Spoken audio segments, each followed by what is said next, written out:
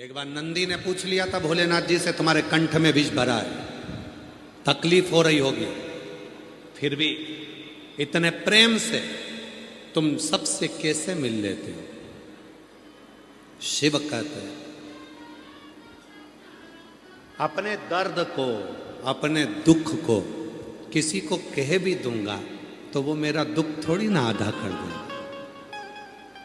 पत्नी पर आकर तुम चिड़चिड़ कर भी दोगे, घर पर अपनी धर्म पत्नी से तुम गुस्से में आकर बोल भी लोगे, तो क्या तुम्हारा टेंशन आधा हो जाएगा?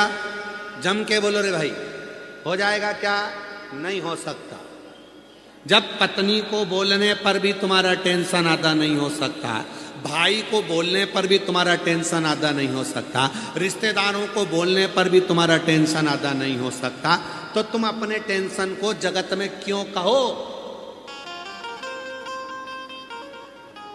कितना सुंदर कहा है। हो सके तो अपने अड़ोसी पड़ोसी को भी बोलना ये वाली बात। कौन सी? सोना घर से जाए, आभूषण घर से जाए, चलेगा। कपड़े घर से जाएं, चलेगा। बर्तन घर से जाएं, चलेगा, पर घर की बात घर से जाए ये कभी नहीं चलेगा।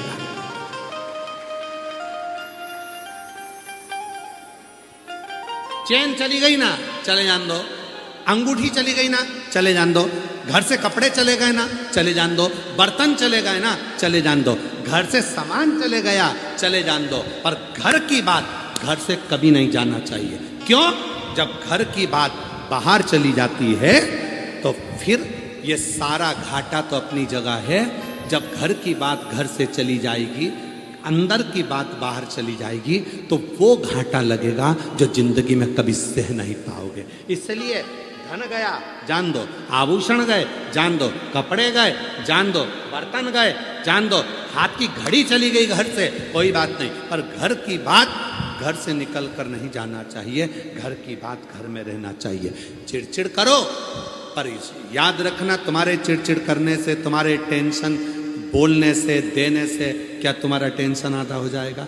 नहीं होगा। तुम्हारा डिप्रेशन आधा हो जाएगा? नहीं होगा। तुम दूसरे को टेंशन देकर करना क्या चाहते हो? इसलिए एक काम करो, बाहर शंकर जी जैसे हो जा।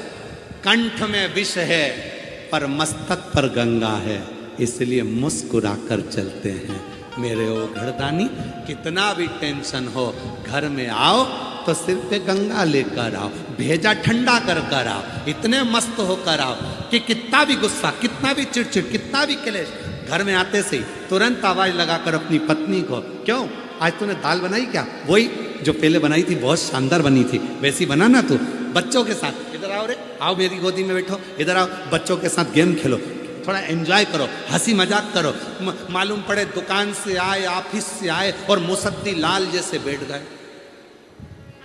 पत्नी चाय लेकर आई तो चिल्ला, ठंडी लेके आ गई, चिड़चिड़ कर रहे, जरा सा कुछ बोल दिया चिड़चिड़ कर रहा, बच्चा खेल रहा था उसमें चिड़चिड़ कर रहा, माँ ने कुछ बोल दिया चिड़चिड़ कर रहा, पापा ने कुछ बोल दिया चिड़चिड़ कर रहा। अरे भाई, घर में आया है ना, बाहर था ना, घर में आए हो ना, चेहरे पर स्माइल रखना।